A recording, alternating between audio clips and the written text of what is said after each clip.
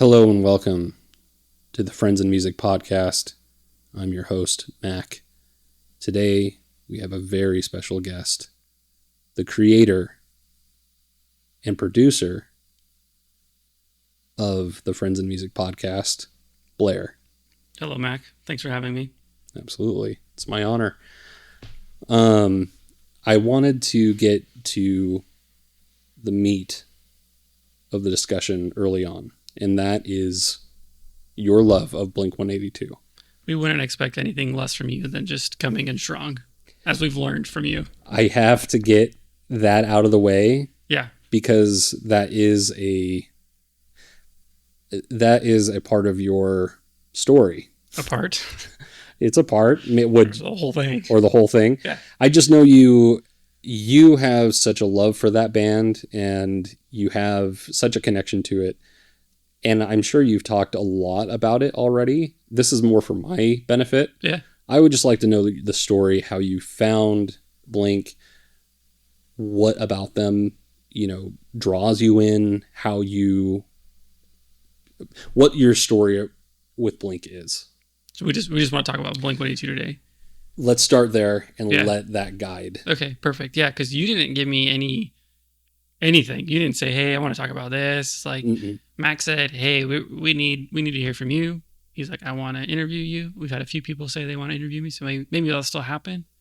But you just want to attack me with Blink-182. That's where it's going to start. It'll be our guide for this conversation. Yeah.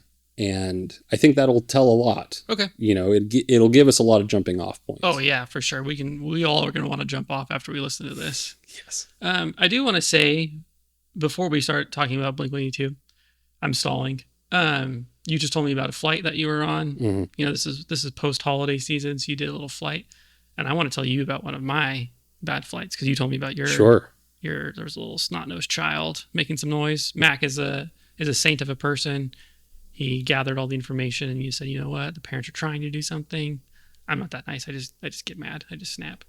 I had a flight where there was a young mother with an infant child, and I had the luckiness to sit next to them.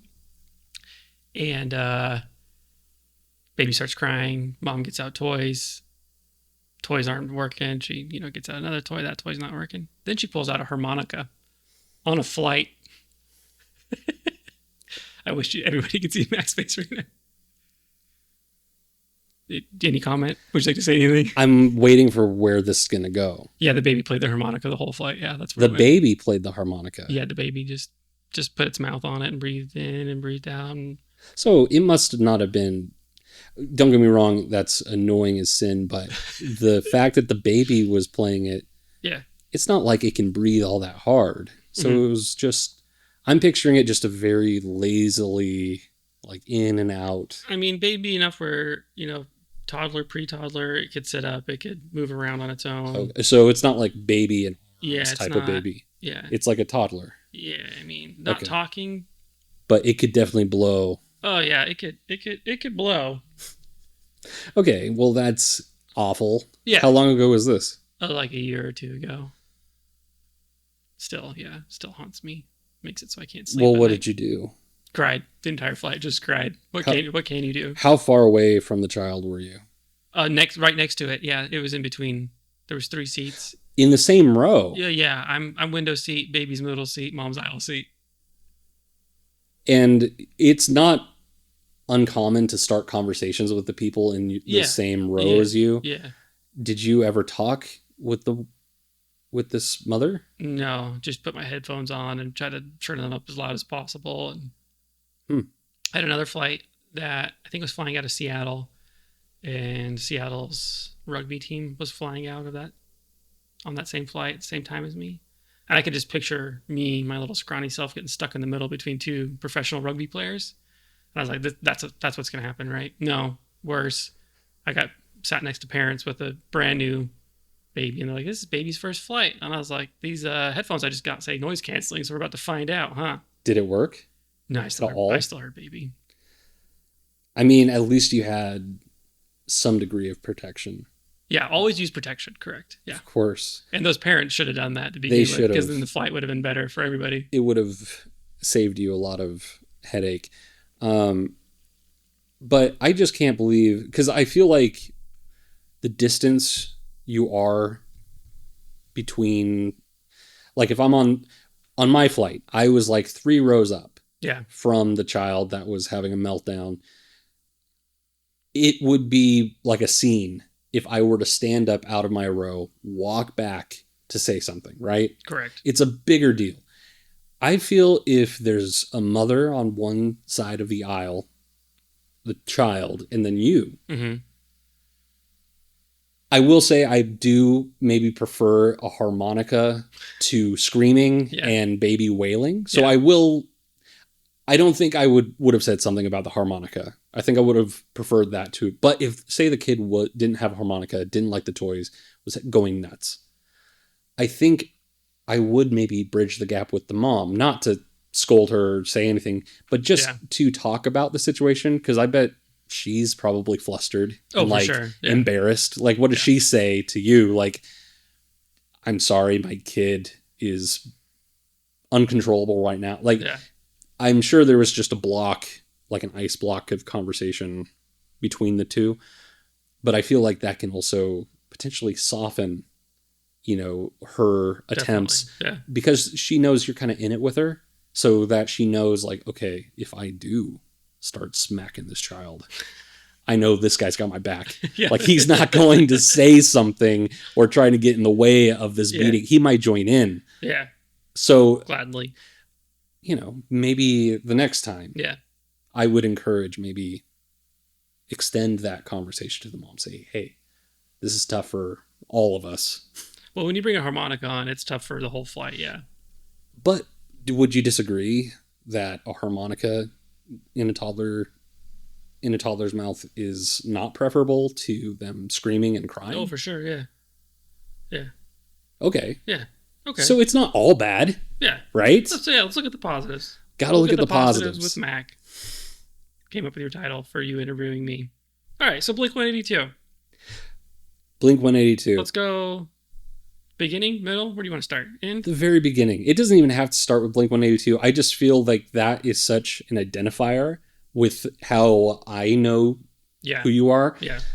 That maybe I only see Blink as playing a bigger part in your life than maybe than it really does. Okay.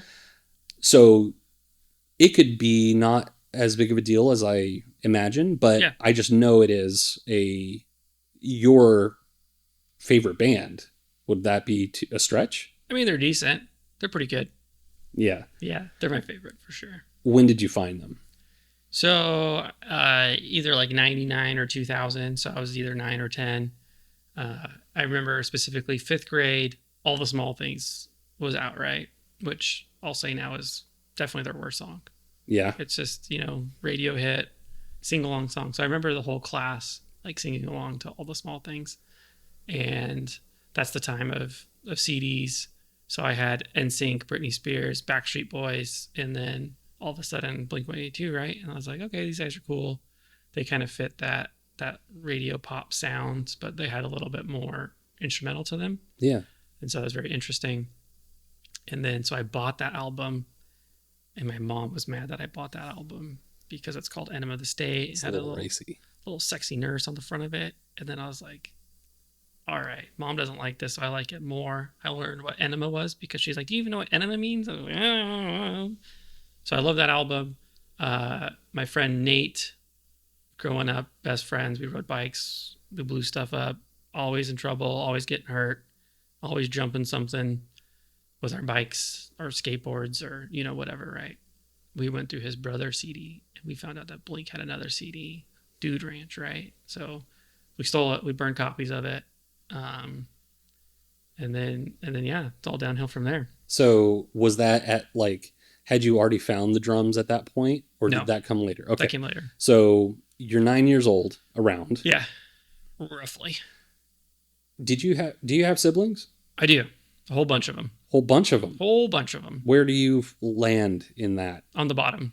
You're the very youngest. Yep. Interesting. So do you have older brothers, older sisters? I have one older brother and 8 older sisters. 8? Yeah. I come from a big mixed family. 8? 8 of them. Where are they? A mom and a dad love each other. That's how. 8 sisters? So yeah, my dad had 6 girls. My mom had 2 girls and a boy. Okay. And then they got together and had the purebred me. The Blink loving me. Wow. I had no idea your family was that big. Me either. Is that true? Yeah, that's true. Yeah. I only go down that road because when I was younger, around the same time, I have 2 older sisters, and they, like, all the music that I ever had growing up until I was maybe, like, same age, like 9 or 10, came from them. And so NSYNC, Backstreet Boys, Britney Spears, Christina Aguilera, you know, like that channel of pop music, like 90s mainstream pop, that's what I enjoyed and what I listened to, you know, just growing up. Find it interesting that, where did you find like NSYNC, Backstreet? Was that your own? That was just me. That was just you. That's just me being a loser with the radio. That's not a loser. That's my siblings weren't around all that much. Like, I didn't grow up with many of them. Yeah. So I had a brother and sister that were in Colorado because I moved from California at the age of 5 to Colorado. And then so I had a brother and sister that moved out there too. And then they're 10 and 12 years older than me. So at that time, they kind of already out on their own. So I do remember my sister, at one point, I stole from her Rancid, Out Came the Wolves, and then Sublime. She was a huge Sublime fan at the time. So I remember getting into Sublime from them. My brother, I don't ever remember stealing music from him, but I remember listening to the radio with him, the rock station with him. And so I remember like Smashing Pumpkins specifically with him. Like, and so like I remember getting their music because I was like, oh, I remember listening to Smashing Pumpkins with my brother. Who was your favorite artist before you found Blink? Well, yeah, like NSYNC, or I think Backstreet Boys probably. Yeah. But then also Limp Bizkit, Eminem, System of a Down, Disturbed. Right. Those are all, you know, bands that you would like. Yeah. And you'd like a lot more bands other than Blink. But Blink really came in with a big impact. Correct, yeah. So was there any artist before then that was like, yeah, maybe you like all these other bands, but was there any artist that was like... No, I think I would say like Blink is what made me like go, okay, like there's more to music than just what they play on the radio station. So like let's dive into instrumentals, and then quickly found Sum 41, which absolutely fell in with Sum 41. Like I think back then, if you would ask me like what band I could join, it would have been Sum 41 over Blink like all day, just because they incorporated more sound. And I don't think I could ever replace Travis Barker, or any human being could ever do that, or AI or anything, right? Could beat that guy. Yeah. So I think I had a better shot with Sum 41, but also they just seemed fun at the time. So no, that's really interesting that you hadn't already been invested in a particular genre before finding Blink. Like it sounds like you listened to a lot of pop, a lot of rock, you know, new metal, things like that were around, but none of them kind of stuck out as much as when you found all the small things.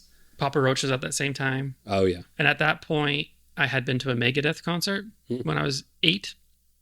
I had seen the Beach Boys. Ooh, maybe that came later. Chicago. You saw Chicago? I saw Chicago, yeah. Wow. Yeah. And so I think sick. that might have been after, but like, you know, my mom listened to that type of music. My dad had passed, so he had records that he left. And so any of those records that like had his name on it, like Creedence or the Cars or anything like that, like I made that connection, like, oh, my dad liked that music, like I should seek that music out. But this is before any digital music, so it's either CD or on the radio, right? Like, that's really cool. Were these like LPs? Yeah. So you had a record player? Yeah. That's awesome. Yeah, which is really interesting because I remember I had my dad's record player, and I went to like Guitar Center, Best Buy. I know there's like a couple other electronic stores back then, and nobody had parts for record players back then.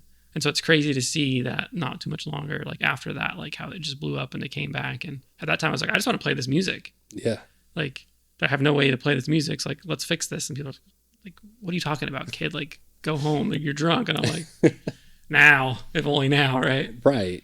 It's interesting because I have like a huge trunk of LPs that were passed down just from, you know, my parents, and my great grandfather has this record player that is in disrepair and has just also been passed down. So I'm the current owner of it, and I want to refurbish it right. Yeah. Like I want to get as many OG parts back into it as possible, but it's like almost a ground up thing, right? Like it's not very well, it was never very well kept.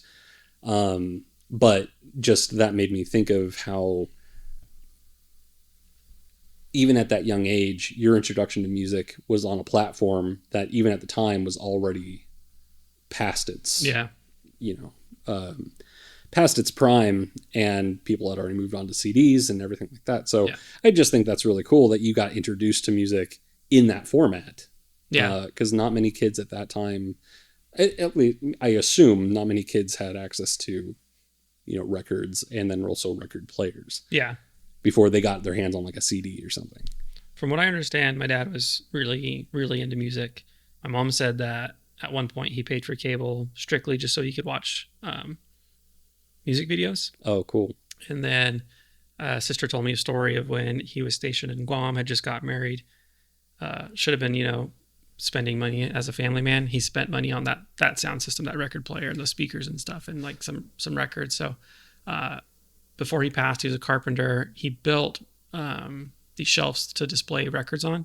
And so that's why like I knew what records he had, is because we either had them displayed or like I would just thumb through the records and see what was out there. Like it's my mom's records, his records, probably some siblings' records, but there's a lot that had his name on them. So like I know those were his. And so like it was just interesting to see what he listened to and then like hear it on the radio like later. Like the Eagles was another big one. I know like the Mamas and Papas, just anything, right? And what a interesting variety to have access to, as a child. Yeah. And so you have this music coloring your childhood. 9, 10 years old, you find all the small things. Yeah. You had not picked up an instrument at that point. Just harmonicas on flights. Yeah. But like even a recorder, like in elementary school? Yeah, recorder in elementary school for sure. I played trumpet in middle school, so that came after that. And then, no instrumentation. What drew you to trumpet? It was obnoxious, and I'm obnoxious. No, I don't know. I think I just had to do an instrument, and I think that's just what worked or what just they needed, chose it, or maybe because it's a small case instrument, so you don't have to carry it around a big... I really don't remember. I think I did want to play drums, and so I think what you're getting to is how did I get into drums. My mom got an inheritance check, and so she bought herself a tanning bed, which I think she's used 7 times to date, and that was like 2002-ish. So I'm 12 now, right? And she's like, well, I remember you wanted to play drums, so I'm gonna buy you a drum set. And I was like, cool. Wait, how did she know that you want to play drums? I don't know. You were talking about it? Maybe because of the music I like the drums in. Wait, what age are you? Maybe middle school when I wanted to play trumpet. I actually wanted to play drums. I don't know. But she's like, I want to buy you a drum set. And she definitely got ripped off. Like she spent way too much money on this drum set. It was a sound percussion drum set, which they are no longer with us. She bought like way too much accessories and stuff. And then it just sat in the basement. And my brother's like, play that thing. And I'm like, how do I set it up? Like I've had 0 drum anything, right? Yeah. And so in 7th and 8th grade, I played like jazz band, concert band. We had way too many drummers. So I like got little drum time, but that's kind of how I just figured it out myself of like, okay, this is what the drum set's supposed to look like. So I set it up, and then I'd kind of watch the drummers in the band class play, and I'd go home and try to do it, and then kind of faked it till I maked it. And so in jazz band, there was too many drummers, so didn't have as much time playing. Like I assume at that point in jazz band, were you playing on a set or were you like ensemble, like pit type stuff? Like I think what they would do is they would make it so every drummer would play like the actual set to one song, and like if there wasn't enough songs for that showcase or concert, you'd cycle through, and then somebody would play the triangle, somebody would play whatever was available, right? And like there's just way too many kids. Did you ever have to play the marimba or like the vibes? No. Vibraphone? Oh, okay. Yeah, just thinking back to my middle school band days of what was available or what we were meant to play. So, okay, this is 7th, 8th grade. Yeah. You'd already found Blink at this time? Yeah. So you'd already heard Travis Barker at this point. Yeah. And not made it a point of... No. Like, not yet. I want to play drums. Yeah. Because of... Not that you wanted to play drums because of Travis, but you have already heard Travis at this point. Yeah. Before you made a conscious decision to play drums. Yeah. That's interesting. Yeah. Because in my story, it's a lot of like a direct tie to the second I heard this. Yeah. I wanted to do this, right? Yeah. It's interesting that you had already been appreciating music and then also found Blink with Travis Barker. And then there was time after that to you discovering the drums. Yeah. It's kind of just like, it kind of just fell into place, kind of worked out. Mom got the set, so then I kind of had to learn. Like, I remember my brother yelling at me, like, the drums are in the basement, like, what are you doing with it? Like, and it probably came from, like, Mom never spent money on any kid for anything, but then she just randomly got money, so she wanted to spend it instead of being responsible with it, right? So she bought Did your brother get anything? No, like, he wasn't in the house. So you just got a... Oh, I see. So he had already been out. Yeah. Oh, yeah, there's like an age difference. Yeah. Okay. He's long gone. Like, okay. And so I think that's probably why he yelled at me. But then also, like, I have a drum set. Like, what a cool opportunity, right? So, like, go use it. And then I do want to say, when you're talking about like xylophone and stuff, in high school, when I played on the drum line my 9th grade year, and I still at that point have no idea anything what's going on, right? Like, totally faked it. Like, I made it on the drum line, like, without knowing how to read music, right? And so during concert band, we had to like learn scales on the xylophone, right? And I don't know how to read music. Like, my mind just couldn't comprehend that. So I wrote on the xylophone with a pencil, 1, 2, 3, 4, like all the way up. And so I just hit it all the way up and all the way back down. And then when he's like, oh, hey, Blair, you've made some really good improvement. Like, I'd be like wiping my hand on the xylophone, like, get rid of the pencil marks in case he walked over. That's awesome, though. It's interesting that you chose like to innovate in a way to help you do that versus just quit. Well, I mean, I totally got embarrassed in front of everybody when he's like, play this. And I'm like, I have no idea what I'm reading. Or like when it was like, on the snare drum, like, play this. If I went first, absolutely not. If somebody played it first, then you can kind of repeat what they did. Or, yes. Yeah. We have a very similar overlap in that. Just my band experience was very much, I don't care about this way of learning music or any of that. But very much was I also didn't have a passion for sports or want to do that. So I needed something to do. So that's why I did band. But there just came a point of complete embarrassment when I was forced to play something. Yeah. And it's like, I don't know what's going on and I can't do this anymore. And so I washed out. I just completely quit. Okay. And left band. Yeah. What did you stick with it? Just 9th grade. Just 9th. So you finished out the grade though. Yeah. Okay. Yeah. I think that's commendable that you found ways to make it work. Adapt. Yeah. Because it is scary. For sure. Like it's very much like, if anybody has been in band who's listening to this, like high school band or whatever, it's a weird culture.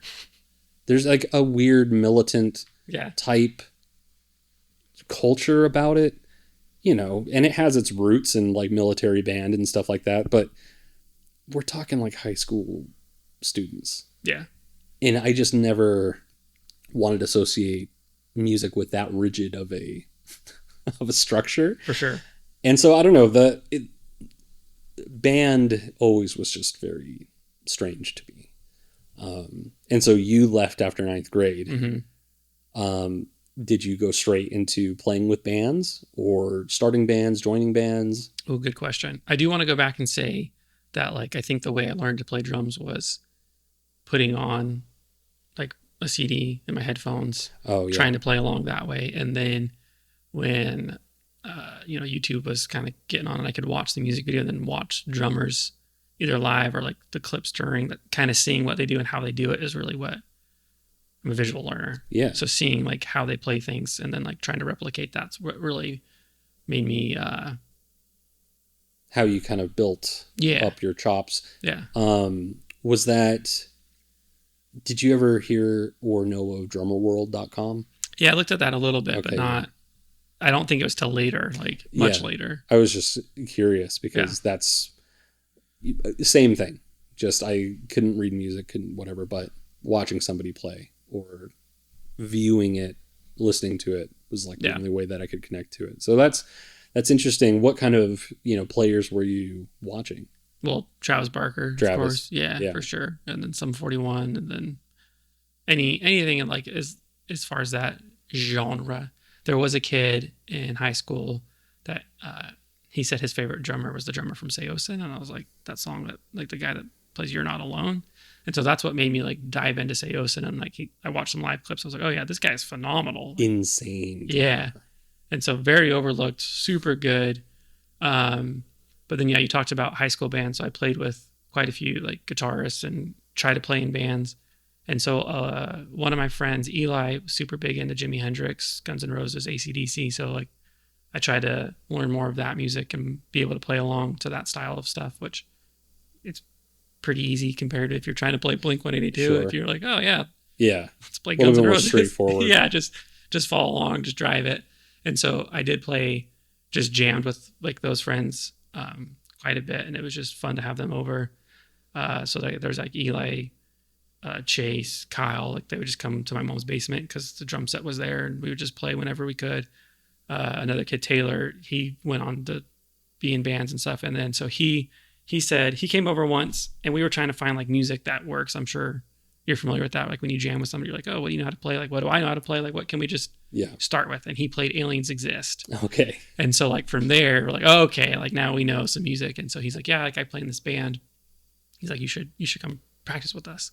And there's this kid in school, and like we have to talk about emo culture real quick, because when I was in high school, emo was not cool, like at all. And now it's like this thing that's like, I just went to emo night the other night. People use it like as a cool term. Like high school, like no, we would never say our music that we listen to is emo. Yeah, you wanted to avoid that term. Yeah. And so I went and played in this very emo band called Burden and Bliss. Ooh, that's a great name for an emo band. The vocalist, like the typical dark hair in his face, skinny jeans, just screamed about, his hate for everything. And I think at one point he threatened to blow up the school and like just, just pissed off, right? So the first time I played at his house was like, I think the first time I played with a band. Like actually we had, vocal set up, like we had the guitars. I don't know if we had a bass, but anyways, dude, this kid's just screaming, and I'm just playing as hard and fast as I can, and my hand cramped up and my finger locked up just because I've never played that much, that hard, that fast. And so I was like, I need like a second, like I can't move my hand, like my finger's just locked up. And during that time when I stopped, dude, there's just banging on the door. And so we go to the door, there's a police officer at the door, and he was super cool. Like he told us, he's like, put your heads down. So all of us put our heads down, and he's like pointing at us and like waving his arms around it. He's like, somebody out here called the cops on you because you guys were making way too much noise. But guess what? There's nothing we can do about it. It's the middle of the day. So he's like, you have until 10 p.m. After 10 p.m., if I have to come back, then I'm really going to be pissed. He's like, all right, now walk back inside. So we walked back inside and closed the door, and he drove away. Okay, so he made you put your heads down to like... He just put on a show. I think he said like, whoever called is definitely looking out their window right now. So he's like, just stop playing until I drive away. And so he drove away. We went right back to playing. That's hilarious. That's funny. I fortunately never suffered the noise complaint saga that, a lot of bands suffer through and go through. Did that... how long were you playing with the band? Like, how long did you last in that band before? Not very long, because the guys that I knew didn't stay in it very long. And so there was another, I think that guitarist, like he moved on with some of the other guys. And so they're like, yeah, you come over, play. And so I remember those group of guys that I went to, it was when My Chemical Romance got big. And so they're like talking about this band that just made it big overnight. And one of them like read an article, and I think Alternative Press. He's like, dude, like how messed up. These guys are so big. They're getting so popular, and their bassist didn't even know how to play bass. I guess it's like its brother, right? Or whatever. So he just like threw the bass at him. So like, you're our bassist. And he's like, I would kill for that opportunity. So I was like, all these guys, like that's my first introduction to My Chemical Romance, was them just yelling about how stupid it was that they got big. And so those guys went on and played in Colorado Springs bands and Denver bands that made it. But I didn't play with them very long. I did have a friend that we played in a band, and it was called Starved for Attention, which is a Blink reference. There's a quote that says "Starved for Attention." So we named our band that, and we played a couple cover songs, a couple original songs, and we play like acoustic. What's that called? Where you just come show up and play? Acoustic shows? I don't know. You're just open mic. That's what I'm trying to think of. Open mic. I see. So okay, we just play whatever, whenever, and then just jammed with friends through high school. Never anything too serious. Just small little stuff. Going back to your original group of friends that would come over, come and jam with you in the basement. Were those just random like high school friends? Yeah. Or now, did you have to convince them of anything to get them to come play, or were they already musicians or people who played? Yeah, I never had to convince them. It was just like, oh, you play guitar. I have the drum set at my house, so you're coming to my house. Okay. Like you're just bringing it over to my house. The only thing I ever had to convince them was my friend Eli was heavily medicated for ADHD. Very funny kid, great musician, like phenomenal musician. And like he was always so hard on himself because he'd be like, well, there's still somebody better than me. He's like, Jimi Hendrix played the guitar better than me. I'm like, you're not Jimi Hendrix. Yeah. Like you're in high school. Like give yourself a break, right? So the only thing I convinced him is on the days that we would play music together, that he would not take his ADHD medication because it just numbed him and he'd be really boring to play music with. So I was like, you're jamming today, so don't take your medication today. That's healthy. That's the only convincing that I did during that time. Yeah, I only asked that because when I got the bug to drum, I was the only person in my group of friends who was interested in playing music, but we were like a tight group of friends. So I was like, well, I can't spend all this time practicing drums and be away from you guys. And so I basically convinced all of them to pick up an instrument. Nice. Like, well, I don't know if it was nice or just manipulating people to spend time with me because it's just like what you gotta do. I'm still the only one of that group who still kept up with an instrument. Yeah. And, I just am curious how that happens, with your friends who had already played. Yeah. Because I guess I wish I had like a group of friends who were already like into music. Yeah. And we all wanted to jam together. Did that group of friends turn into, any that high school one specifically? No. I mean, some of them played in bands and some of them still do music related stuff. But I think I was kind of lucky because where I went to high school, I technically wasn't supposed to go there. I was out of district, but I went there because they accepted me for the drum line. So I played soccer. I played in high school band my first year, right? And then I didn't even stick with either of those. So I should have moved on, but just stayed with them. And some of them I had gone to elementary school with. I just moved around a lot when I first went to Colorado. So like I had those group of friends, and then I had like my local group of friends, like the people that I knew that I should be going to school with, like that either I went to middle school with, and then they went on, they stayed in the same district that they were supposed to be in, right? And then like the church friends too, that were more kind of that other area. So like I was able to know people throughout the area. And that's cool. So I guess that kind of worked out to my advantage because like there's the high school people, and then the other aspect was like the church people of like we played church talent shows, and that one friend that we were in Starved for Attention, that's how I met him, was through church. And was Starved for Attention, was that the final band in your high school career? Like high school days. I think that went just a little bit after.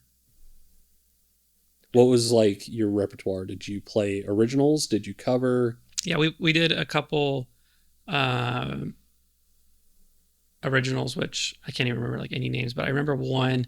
We heard Idiots from NoFX and like the upstrums. So we like wrote a song like based around like we want upstrung like that ska kind of sound, like the punk ska sound. Like we're like, we like this is sick. And then of course I'm sure the other one sounded exactly like a Blink-182 song. But when you were in these bands, what role did you primarily play at that time? I played drums. Well, I know you played drums, but would you come in with ideas for songs? Would you participate? I would help out a little bit, help out with the lyrics if I could. I don't think until later I got more involved with that. So I was the driver. Yeah. Well, I had a car, I had a license. So I was the one that would move the gear around. So that was kind of my... That was my job, yeah. Yeah. Did you write your own drum parts, or were you like told what to play. I don't know if I wrote them, but I played them and I came up with them myself. Yeah. Okay. Yeah. I just know there's some bands that will basically just dictate and be like, no, the drum part goes like this. Yeah. And was that ever a scenario you've had to deal with, or have you always been, no, this is my role and I'm going to play the drums the way I want to play drums? I think I'm always open for like advice. And it's really great to ask non-drummers to say like how they want you to play a drum part. Cause it's just like, you do the digga on the, that one, the thing. You're like, oh, what was that again? Like, do that again. So that's always great to ask people. But I think for the most part, most people just say, play what you want to play, or they'll say, we want it to be quiet right here. Right. So either back off or don't do anything, or like, build up. But you, for the most part, orchestrated your own parts yeah. and played what you wanted to play. Yeah. I don't like being awesome. told what to do. So yeah. I have a hard time with that. Yeah. No, that's awesome.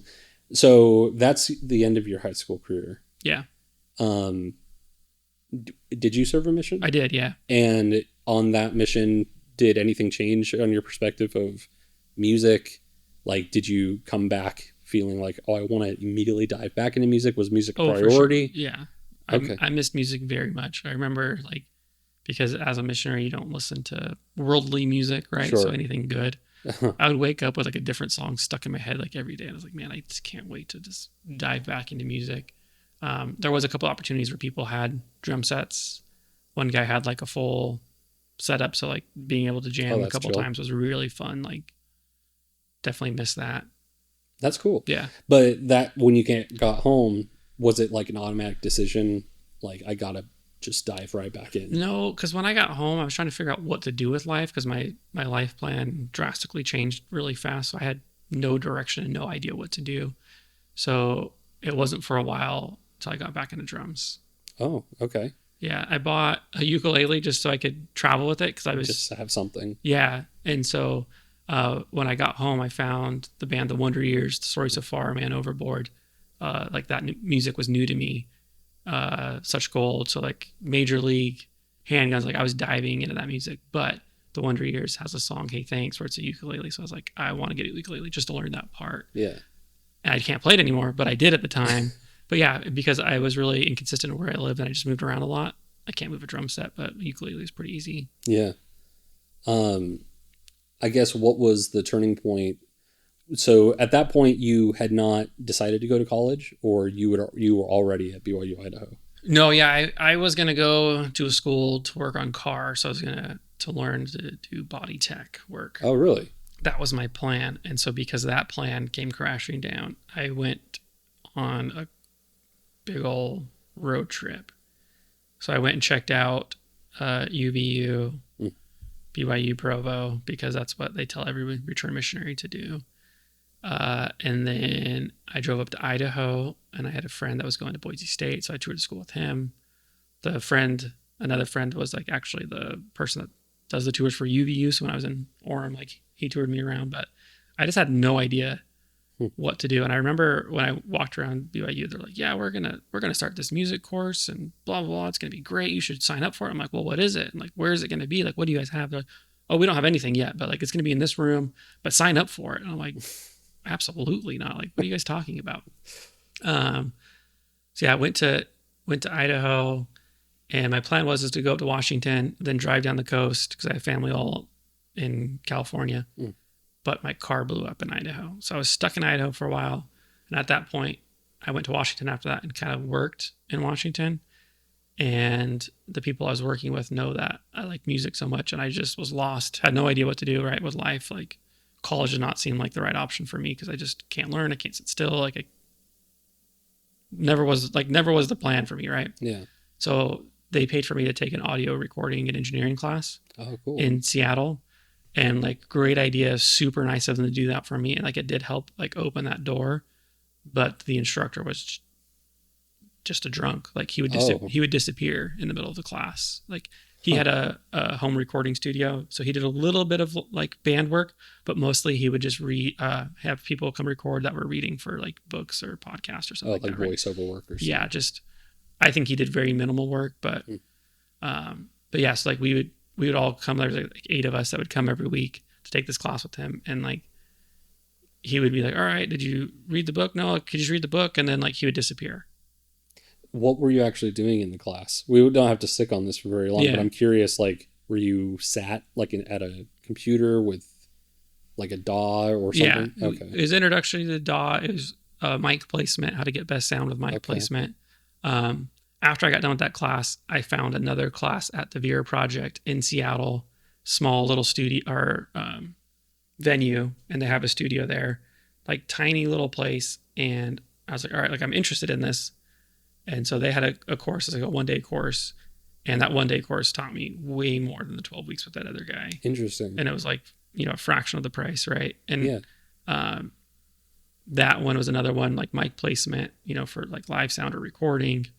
And at that point, I was already planning on leaving Washington, but the guy that like did it with me was like, hey, like, come do this, right? Yeah. And so I moved away, and like I tried to find other places to do that, but then I was really inconsistent of where I lived. To do like audio engineering education?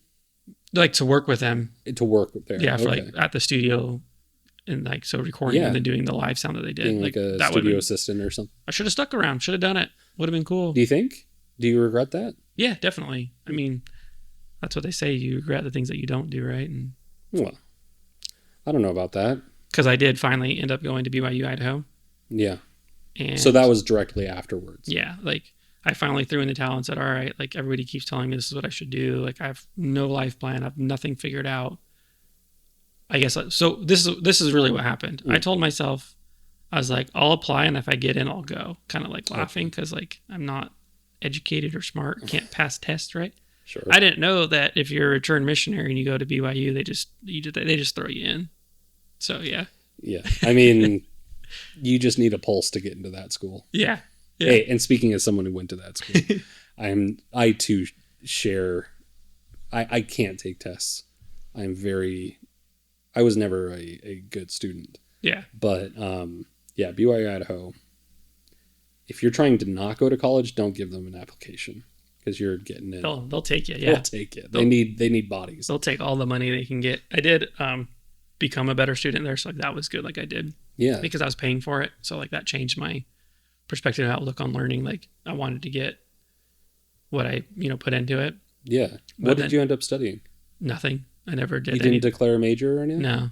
Yeah. I got kicked out before I could even get that close. So I just did general studies because I was trying to figure out what to do. Yeah. And I did they had the practical audio recording course. So I did that. And then there was like the audio and video course where basically you were just lining up video and audio together. Yeah. So that was fun. Learned a little bit, but like there wasn't enough of that there. Like it was just like the random courses that they had for that. But when you're talking about they'll let anybody in my English class, I had the same English teacher for 101 and 102. Yeah. And so one of the days he's like, we're gonna talk about how to send a professional email, like something that's gonna be, you're gonna use in real life, and I want to teach you that. And like somebody said something, he's like, well, like sending an email is really easy or whatever. Oh. He's like, well, you guys need to work on it because my spelling of my last name is in the headline, but you guys can't even spell my name right. And so I raised my hand. He's like, what? And I was like, what do you expect? This is an open enrollment school. He laughed. The people in my class did not laugh. Yeah, it's kind of like an unspoken thing at BYU Idaho. No one wants to accept that. Yeah. I mean, hey, it's accredited.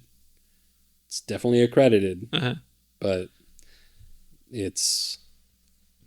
I'm speaking of my time there too. Like, I don't know what it's grown into or anything like that, but not hard to get in. Let's just leave it at that. No, I mean, yeah, they let me in. Yeah, it's not hard at all. But so you're trying to figure things out in Rexburg. What was were you already living with Mike at the time? No. So first semester, there was a guy that I knew from Washington, like in a roundabout way, I'd met him before.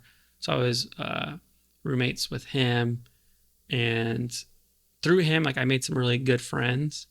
I was on a volleyball team, like we'd go hiking and stuff, but nobody was into music really. And so people are always like, yeah, Blair's like super into music, but I didn't find those people that first semester, right? Yeah. So then the next semester, I think I had brought my drum set up with me, and I set it up in the apartment. In the apartment, right? And so it was at the gates. I had my own room, and so I'd only play like either if my roommates weren't home, or I had a roommate that I had known previously too.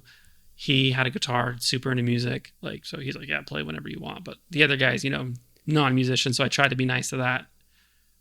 Was that a 6 to an apartment place? I think it was 5 for that one. But yeah, it was supposed to be 6, but I paid the extra $100 a month, whatever, to have my own room. Anybody who hasn't been to Rexburg, there are 6 people to an apartment everywhere you go because no one can be alone. Yeah.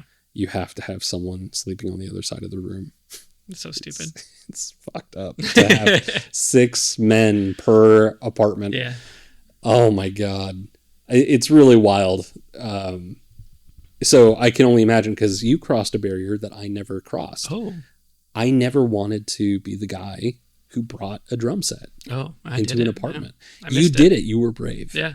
And maybe, I don't know, because at the time I was really hard set on being a drummer, but I was a little too shy to just commit to bringing a drum set into the apartment. So from there, did that help, like, sustain you in drumming throughout your time before you found a band? It was nice to come home and hit the shit out of something, because you get frustrated, and that's a good way, it's a great outlet. And anybody that hasn't played drums, if you want to just release whatever emotion that you got going, it's great. Like, even if it doesn't sound good, like, you're just hitting something, and it sounds loud, and so it's satisfying and fulfilling, right? That's one of the reasons why I love drums so much. But so yeah, I think it was only that one semester that I was there, because then things fell into place with being in Hycie. Okay. How did you meet the guys in Hycie? So Kyle was kind of the one that put it together, the bass player. Him and I had worked together doing summer sales, because I knew his brother. His brother and I were in the same Seattle, Washington mission. So then I said, hey, like, I'm doing summer sales. You want to do it with me? He said, yeah. He's like, I'm bringing my brother. So I met Kyle. Kyle said he played bass. We would talk, hang out. But then when he and I were in Rexburg at the same time, he kind of orchestrated it, because he worked with TJ, the vocalist, and then Carlton worked next door, the guitarist. So it started out with just us. And then, Kyle left. That's when Mike came in. We added Tyler, like, during that same time, as a rhythm guitarist. And yeah. Was the direction for the sound of Hycie always agreed upon, like, absolutely in the beginning? Not. Yeah, definitely not. What would you consider the sound of Hycie to be? Like, how would you categorize it, if you had to? So, of course, me, pop punk, right? Mm-hmm. Like, that's all I ever want to do or talk about or anything. Yeah. Kyle was always open to whatever he liked. Like, either, I hate the term alternative rock, but he liked the alternative stuff. He liked pop punk. He liked butt rock. He liked whatever. So anything that anybody's like, I want to play this, he was just cool with. Carlton, kind of similar personality, right? Like, he had played in bands before, so he kind of had an idea what he wanted to do, but he just liked to play as well. So if you had an opinion and you said no, like, he just didn't care to fight.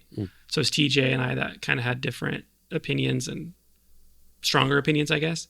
He wanted more like the post-hardcore sound, which I love that sound. I like that sound, but I think for where we were at, I don't think it's okay to ever sell out. But if you want to play music to a group of people, you have to kind of play what they're going to accept, right? Sure. And so I don't think most of them would accept, like, how hard he wanted to go with the band of screamy, more aggressive sounding stuff. Yeah, I was going to say, when the only recorded Hycie song I had ever heard was the demo. Mm-hmm. And I would feel the same. It's like this darker sound to, like, a pop punk, like, beat and arrangement, but it has this kind of more melancholy edge to it. Yeah. And I thought it seemed very unique compared to maybe just a band who wanted to just mirror, another pop punk band. Yeah. Right. So I felt it was always that helped its uniqueness in the scene. Yeah. Were you satisfied with, the music that was made with Hycie? Yeah. I mean, that's still some of my favorite music that I've ever been a part of and played in and participated in. And so I think like it would be fun to see where, if TJ had his way, like where it would have gone, because I'm sure it would have been great. Like he's a great vocalist, and the things that he wrote down are really cool, sometimes dark. Yeah. And like him and I have talked about that, you know, in his episode, and that was a lot of fun. But, you know, and maybe that's why it had that unique sound, because two people were trying to push their strong opinions. And so that's probably why Sum 41 has that sound, right? Like their uniqueness, right? Like nobody did that at the time. And so that's what I was going to lead to, is that your guys' strong opinions is what helped create that unique formula. Yeah. That's so with Hycie. Did you record any other music? Did you have like an EP or singles? I've recorded all of the songs 3 times. So yes, we've recorded them. I don't know if it's just that other people didn't do parts. So when I left Idaho, the Rexburg area, we were trying to record everything, and our good friend Chase, he was starting his studio. And so before I left, we spent a couple long days working through the nights if we recorded everything. And so I don't know what happened with that. Oh, so it was left unfinished. Yeah. So I think the other guys did their parts after I had moved away or were working on it. And then during COVID, I don't know what your experience was, but mine was like really optimistic. Is like, okay, nobody's doing anything. So like, let's record music, right? Okay. So I had an electronic set. I had a friend down the street that had an electronic set, Tyler, and he had some software. So we recorded the Hycie songs again. Really? Yeah, an electronic set with a whole bunch of different plugins and stuff. And that's cool. Came out great. Tyler did a few parts, like playing the drums because he's a drummer as well. Yeah. And then so we sent him to Carlton, and then it stopped again. Wait, okay, so you bothered to go back, re-record this stuff. Yeah. Okay, where do those exist? Even the Carlton-less version. Yeah, I don't know. You don't have? I mean, I have them, but I don't know. Yeah. I guess, is it something that you would just want to release? Well, I don't think anybody else did their parts. I just worked off of scratch tracks. Right. These songs that you re-recorded in that state. Yeah. I mean, why not just release them? Okay, there you go. There they are. Is that something you would want? I would like for everybody to do their part and like actually have the full... Right. But if they don't, yeah, would you rather them stay in a demo folder versus... No, I would love to release those songs at some point. Yeah. One of the things that was really funny going back, it was a few years after Hycie had been done, and then me trying to play my parts that I used to play and not playing drums anymore. I'm like, how did I play that fast? Like, I'm not good, but I could play fast, right? Yeah. Like I can't play that fast anymore. Yeah. So that was fun trying to relearn. Yeah. So, okay. So with that knowledge that you have you by yourself, and you had Tyler as well, but you went back and re-recorded this music, that might be on hold a little bit because of, other members needing to do their parts. Yeah. You clearly have an itch to write and record music. Are you interested in recording, new music or things? Yeah, I would love to do like any music that I can do. Like, it'd be great. Like I said, during COVID, I was hoping, I had recorded a few songs with Cheshire when I moved away. Those kind of got put on the back burner too. So I was like, hey, like if you want to redo it, like I have this friend that has like the drums come out much better now, like than, because we recorded on 2 mics with the full drum set, and that just doesn't work, right? It doesn't come out that good. I mean, it actually did come out pretty good. If you ever listen to Cheshire stuff, the stuff that Mark did. Is that released? Yeah, that's on Spotify. Okay. Yeah. All right. I'll have to look that up. So yeah, that's just that the drums are recorded with 2 mics. Like, and if you listen to Spotify, you're like, oh, that's not good quality compared to other songs on Spotify, right? But if you're like, oh, they recorded everything with 2 mics, then you're like, oh yeah, it's pretty good actually, right? And so I was willing to do stuff with them, but people were busy trying to survive this crazy thing, right? And I'm just like, I just want to play music. Like, we can't do anything. Right. Like, I was here in Arizona during the time I lived in Mesa. Everything shut down. So like, what did we do? We went camping, we went and rode kayaks, we went hiking. Then they closed all that down because everybody just flocked to those things. So there was really, for a while, nothing. absolutely nothing. So I was like, dude, music, but I can't force everybody else to like do that. Or, you know, people had families or some had jobs. Like I had a job the whole time. Like I was pretty lucky. Yeah. Like I went to work every day during that time. But yeah, I was just like, dude, like I'm doing nothing. Like let's play music. Do you find yourself dependent on other people to complete music? Ooh, we're getting deep. Yeah, for like the final. Final. Yeah, for the version. final song, because like I'm limited to drums, and what I've realized about myself is I'm a better live drummer than I am a recording drummer, because like you and I were talking about earlier, I'm not consistent. I'm not educated in the drum world. I just play. Sure. And so it's easier for me to be like, oh, this is what the sound like you want. It's like I can replicate, or I can, you know, I always put my own spin on it, either because I can't do it or because I don't know what's actually being played. I just do what I do. Yeah. So yeah, I was like, maybe that's just where I need to be in the world of just being a live drummer for whatever. Yeah. So through your time with these bands, you know, playing drums, have you, you know, wanted to pick up any other instrument in that time, or have you mainly just focused on drums? Let me tell you something. Yeah. I recently bought a bass guitar and an amp. I haven't done anything with it because I need to fix it so I can play it. But I was like, all right, you know, I kind of understand rhythm. Yeah. So maybe a bass is a good option for me, because then you don't have to have a drum set. Sure. Where I'm living right now, I'm just renting a room in a house, so I can't have my drum set here. So I was like, if I buy a bass, maybe I can learn how to play that. I still haven't done anything with it. So if you want to help me with that, we can do that. But yeah, I'm definitely open to learning. Yeah. I feel like I'm the person that needs somebody to hold my hand to like help me through it, or at least just show me how to do it. Yeah. And I'll try it. I mean, I did play bass a little bit when I was in high school days. Like there's maybe like 5 songs I could play back then. Sure. So maybe I can learn that. I'm always on the side of, if you are able to, like these versions of those Hycie songs. Yeah. A long time ago, I got to a point with multiple projects. This was pre-Bathanaut, where I kept having to wait for other people. And in today's, you know, music landscape, you really don't have to do that anymore. Yeah. I only want to bring that up because I find it so, not sad, but just, I find the relief through releasing music. Yeah.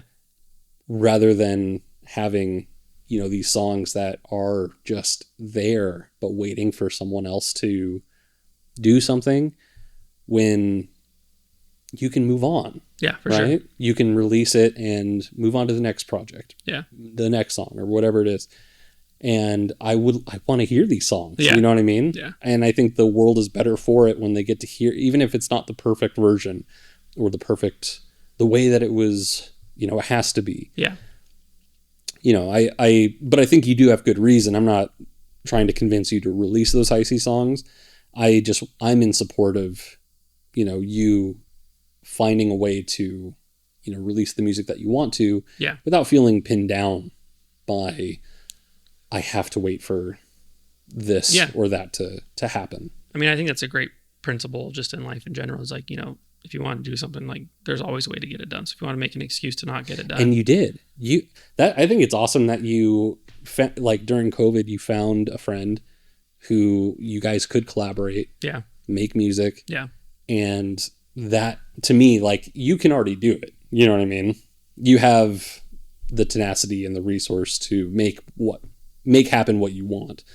You know, I just mourn for those songs that never make it out to the, they just don't make it out.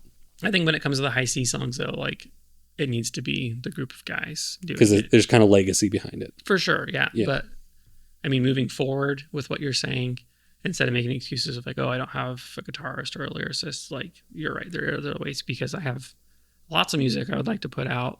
Yeah. And it's just, you know, the time, the effort, resources, you know, whatever. So instead of making the excuses of like waiting to be in a band, because like, right, we were talking earlier, like I'd love to be in a band again right now. Right. So maybe that's something I should focus on more right now, is working on, like, take a few of the songs that I have and trying to actually put something out. Maybe I put out. And, you know, doesn't have to be, but if it's something that you want, you know, I think it's there is a value to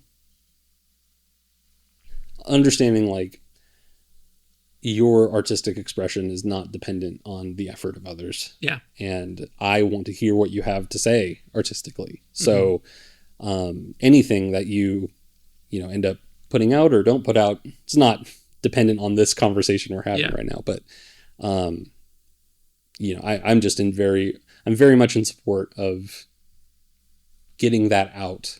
Because the next one, I've had this conversation so many times with people where you can always work on a song.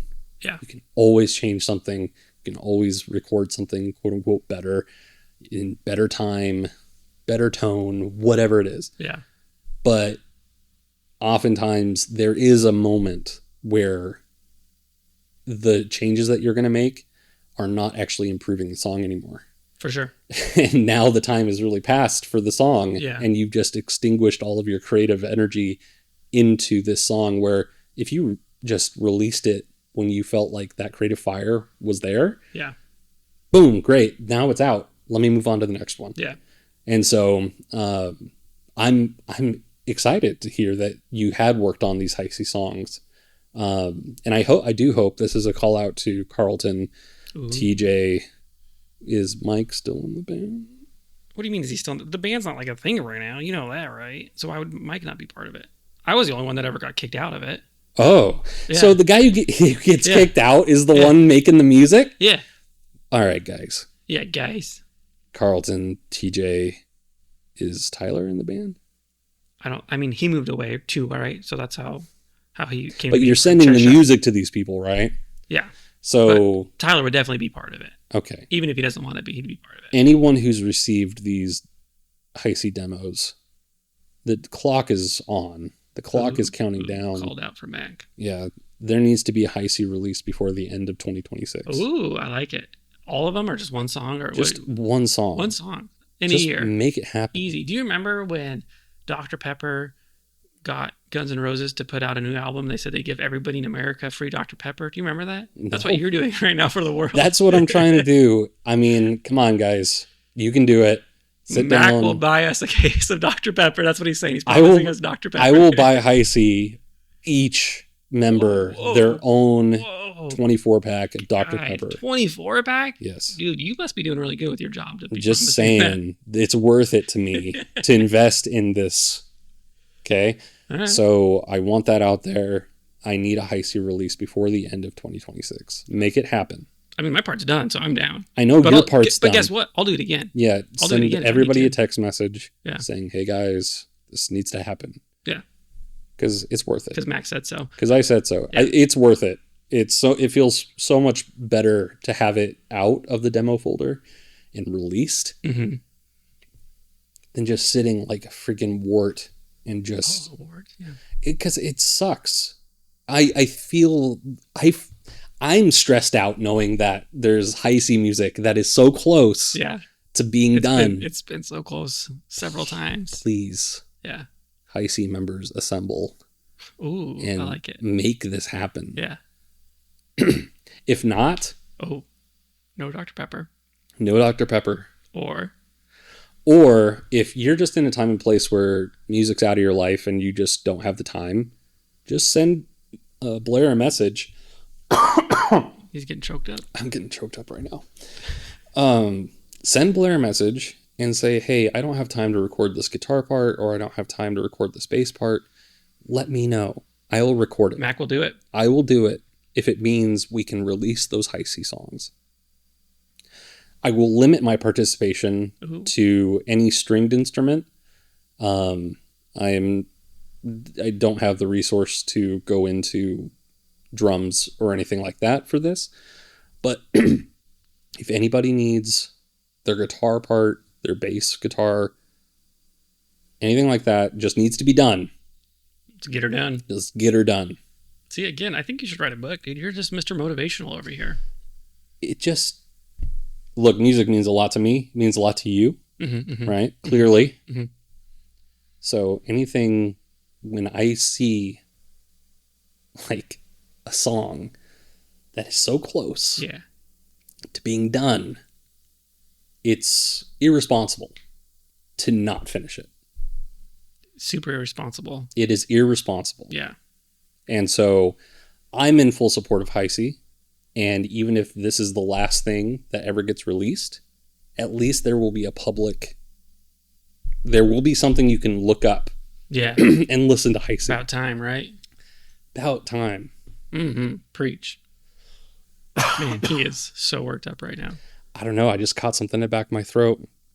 I'm just, I'm too emotional about this stuff. Should we hug it out right now? No. Okay. He doesn't want to hug me. Rude. No. But anyway, so the next project was Cheshire. Yep. With Cheshire, how different or similar to Hycie do you think that was? Was extremely different. Extreme. I never saw Cheshire live. Yeah. You didn't want to come. Didn't want to come. You were the closest person that lived to us, but you didn't want to come. I refused to come. Yeah, because you're just so torn up about not being able to hear Hycie. You're like, I can't get invested in another. I can't. Don't tell me that there's unreleased Cheshire material, or else I'm going to have to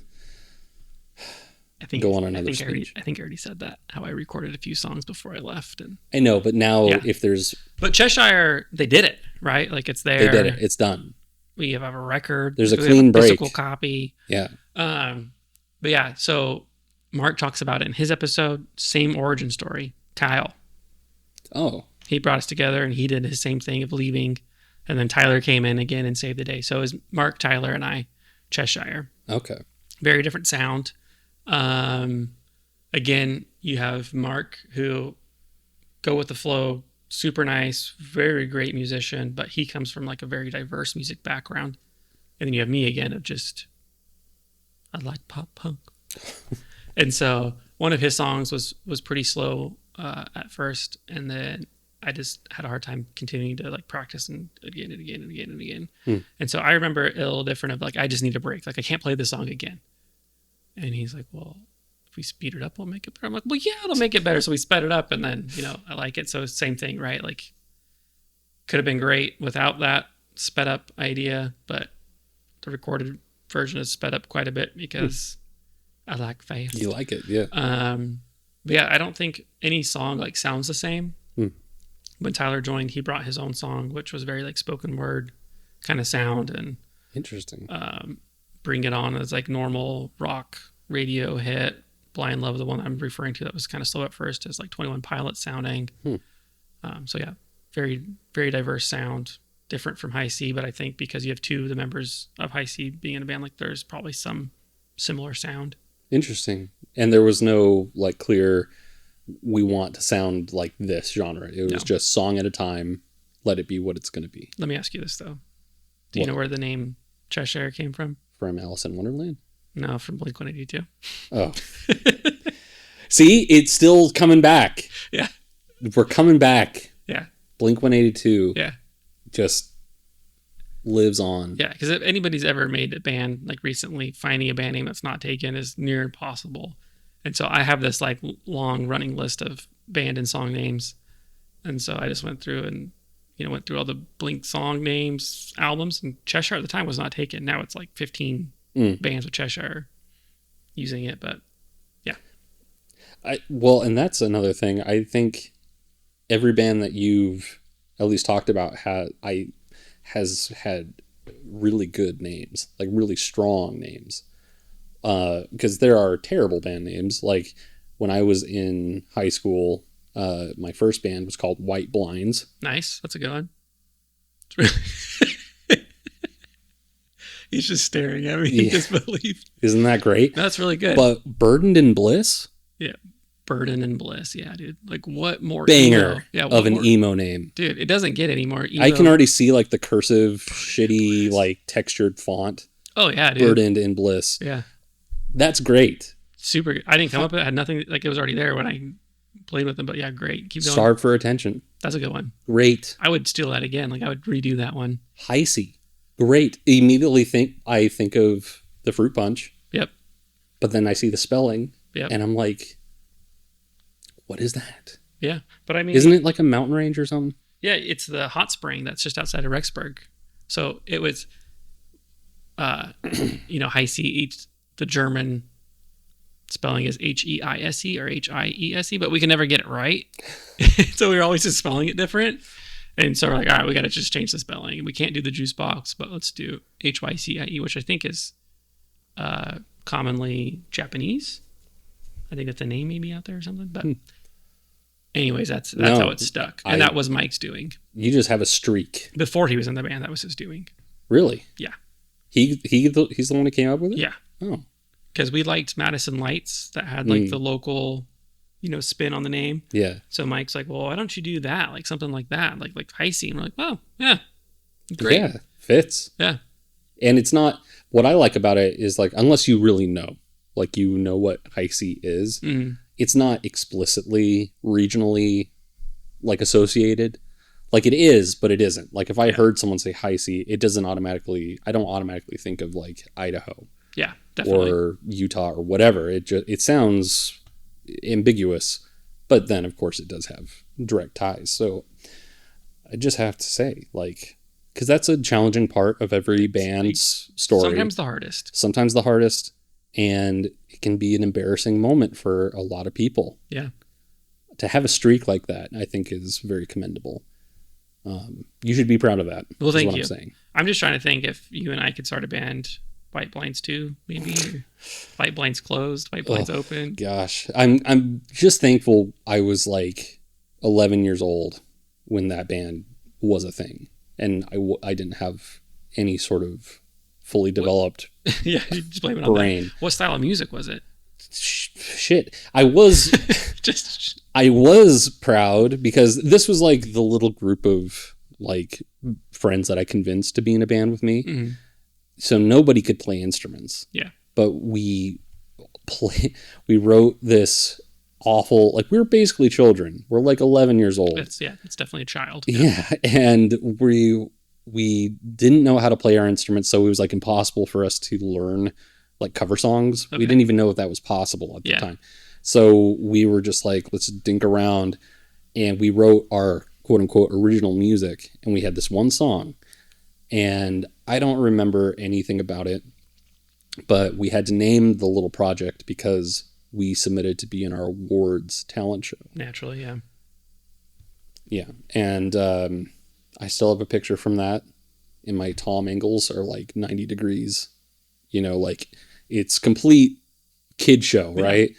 But I was just proud that, we made it happen. We played an original song. Definitely. But technically, yeah, that was my first band. That's sick. Yeah. With an awful.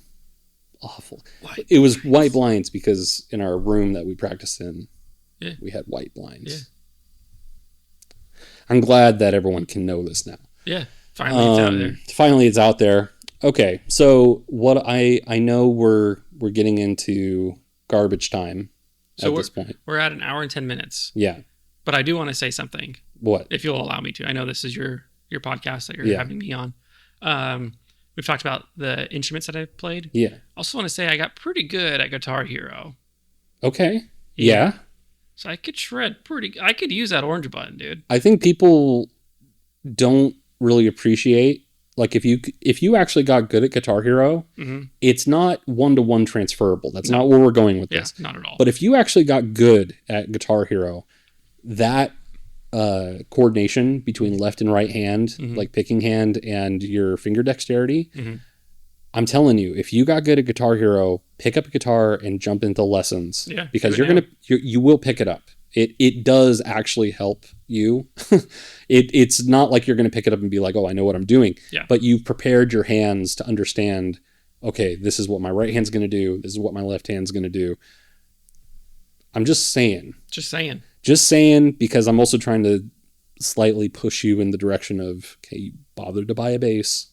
Go get yourself a little guitar. Yeah. Okay. You got yourself a ukulele. Yeah. So get a guitar. Okay. I gotta figure out the bass thing first before I get a guitar, okay? Whatever you want to do. Baby steps, all right? I think all of it, it's the same. View it as the same thing. Okay. View the bass as the guitar. Okay, yeah, same thing. That's going to make it easy. Yeah. Easier. Okay. Okay, but I know. Started it with Blink-182. We came back around with Cheshire being a Blink reference.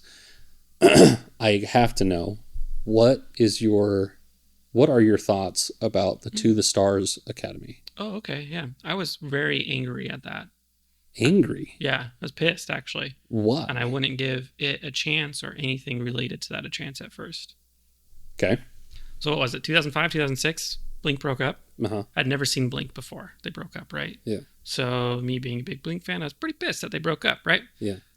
Tom went on to do Angels and Airways, which I saw at Warped Tour. Got to meet Tom.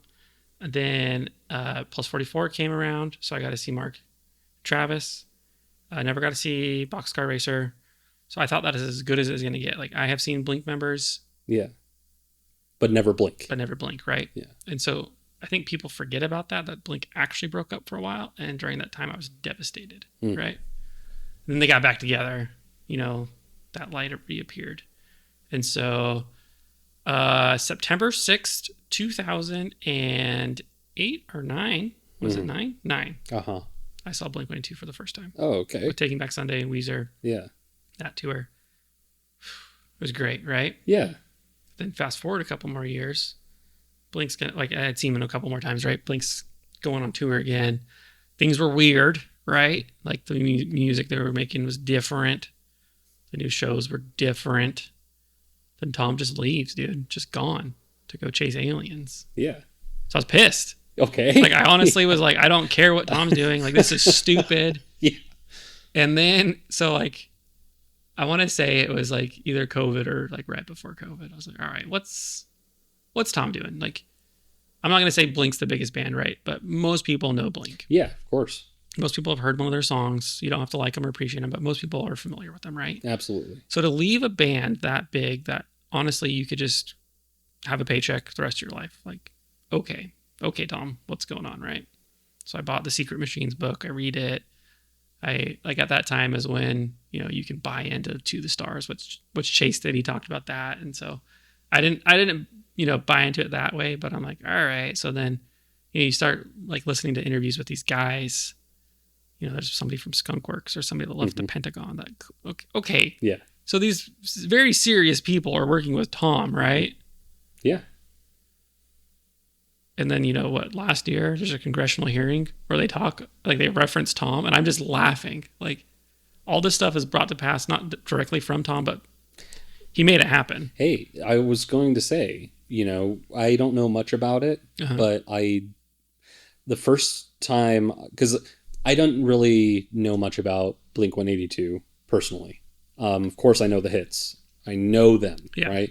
But I never can't get away from them. Can't get away from them, but I never really knew them like a band. And ashamedly to say, because I do not listen to this podcast, but I caught the Tom DeLonge Joe Rogan podcast. Yeah. And that blew me away. Yeah. Because I could not... Everything he was saying was not just like, oh, I believe in aliens. That's one thing. But how deep he is into it. Yeah. Like, he's talking about, like, deep in, like, government insiders. Yeah. And his connections, and then the To the Stars Academy. Like, he's so into it. The depth at which he is into it shocked me. Yeah. And so I started kind of following it a bit. And what's interesting is that they actually did release a video of a UAP that was confirmed by the Pentagon, not to be an alien, but that it was authentic. What they were sharing was, and I'm like, okay, whoever he's working with, they actually have access to things or can get things that could be authentic. Yeah. And this is Tom from Blink-182. Yeah. Unreal. Yeah. It's really bizarre. No, it's crazy. When you think about it. All the small things, dude. Yeah. Well, I mean, he had a song called Aliens Exist. Come on. We saw it coming. Right. You see it coming, right? But to have that level of interest to actually go that deep. Yeah. And actually, like, gain some sort of traction that it didn't, like, he didn't establish To the Stars and then it just immediately folds. Correct, yeah. That's crazy to me. He went bankrupt in the process of it. But, like, to push it forward and actually gain anything. Yeah. I'm just curious, like, yes, it had a big impact because it took him away from the band. Mm-hmm. If I'm thinking right, he's back. He's back. Right? Correct, yeah. Does he talk about it at all? All the time. You can't shut him up about it. So, as far as I know. Yeah. From what I hear. Because haven't you recently seen them? Yeah. Does he talk about it on stage? Yeah, the first time he got back, like, so with the To the Stars, there's the shirt that Tom was right, aliens exist, right? Like, he plays into it. He makes money off of it. Yeah. But, I mean, aliens exist is a whole different thing now when you see Blink. Like, it's a bigger production. Like, it's a bigger song. It's like a staple song, right? Okay. Like, I don't feel like it was that big of a song growing up as it is now. Like, because, Tom. Because now it's all out. And some people, like, aren't aware with that and and that's fine. But, I mean, so that's why he left Blink. That's what he was doing, was proving that aliens are real, chasing them down. And it's not just aliens, it's Sasquatch, it's ghosts, it's other stuff. So it has multiple, like, branches of investigation. He has a movie that he put out called Monsters of California where he tries to, like, quickly go over all of that stuff. Really? But you brought up the That's Joe fascinating. Rogan podcast, which I don't listen to very many podcasts. I think they're boring, and anybody that has one's pretty stupid, I think. But I honestly don't listen to it, like, very many. But of course, that one came out and everybody's, sending it to me talking, Blair, have you listened to this yet? And I'm like, no, like, I don't want to support Tom. Yeah. Like, I'm mad, right? Because that did it come out at a time that he was not currently with it was them? after Blink, right? And so Joe Rogan sometimes ruins people for me. Mm-hmm. Like Travis Barker's interview with him, it's the most boring thing I've ever heard. I never saw that. And Travis Barker's one of my, like, he's my favorite musician, so, like, I should be fascinated, right? And it was just boring. One note boring. And so maybe I should go back and listen to Tom's, because now I've accepted it, but at the time I didn't accept it. And I was just mad because I feel like all he was doing was plugging his book the entire time. Yeah. And now I get, like, he legally couldn't talk about some of the things that he can talk about now, right? Because it was just buy the book, just read the book, just have an open mind. And I'm like, I'm not going to buy your stupid book, dude. Like, go back to Blink and I'll buy your music, but I'm not going to buy your book, right? Yeah. And then now, like, he can talk about things, so maybe it would be a different interview. I don't even remember specifically what was said in that interview. It was just, so the first actual, so I played that little, like the Ward talent show, right? Okay. The next show I play, fast forward to, like, I'm 14, 15 years old, and we cover Stay Together for the Kids. Nice. At EFY. Okay. So these are all church references. Ward's a church. EFY like especially for youth. Like a teenage thing. Formerly known as Especially for Youth Conference, sponsored by the Church of Jesus Christ of Latter-day Saints. I attended the one in Northern Arizona. Cool. At NAU. Nice. Biggest concert I played at my young age. Nice. There was, I think, 1,000 kids there. Wow. And we played the shittiest cover of Stay Together for the Kids, I think, ever. Perfect. Congratulations. Thank you. What's funny is, like, I only knew, like, Blink was that for me. It was like, here's a song. We like how it goes. Yeah. But that was it, right? And then it kind of faded out of my life, rather quickly. The next thing I know, I am now a decade plus older. And all of a sudden, the Tom from Blink-182 is on Joe Rogan podcast. And I just assumed, he's talking about Blink. Yeah. The complete left turn that took, it seriously blew me away. Yeah. I couldn't believe how into this he was. And so the fact that it had such an impact on you, because it interrupted the flow of Blink. Yeah. Do you find him coming back, really altered and changed any of their chemistry? Definitely. There's like a pre-alien break in the post. I want to finish the thought, like, with Joe Rogan, right? Like, you said maybe that you didn't see it that way, but I feel like any question he was asked was like, it's in the book, read the book, right? Okay, yeah. And so I was really annoyed with it. And I think the people that he put together were smart, because the guy from the Pentagon, he couldn't talk about the stuff, but he knew who to ask and how to get people to talk about things, right? So, like, as he's exposing things, they know that people that they can talk and say things and, you know, who to go to, right? So that's pretty interesting. And then somehow, you know, the emails that are between his crew and Clinton, right? Yeah. Those get declassified. So during COVID, all these emails between Tom DeLonge and Clinton's of talking about aliens, right? We're like, so now it seems like the government needs to get ahead of it. So yeah, during COVID, government comes out and says, yep, UFOs are real. Nobody talks about it, right? Yeah, now it's just gone. It's just like this thing. And so I like talking to people like, oh, you believe anything the government puts out during COVID, right? And they're like, yeah. I'm like, do you believe in aliens? They're like, no. I'm like, why don't you? The government said UFOs are real, right? And they're like, no, they didn't. I'm like, yeah, they did. Look it up. But yeah, so you asked if Tom's, I think. Well, sorry, just to clarify, there was a change, but do you also feel like, since you were so,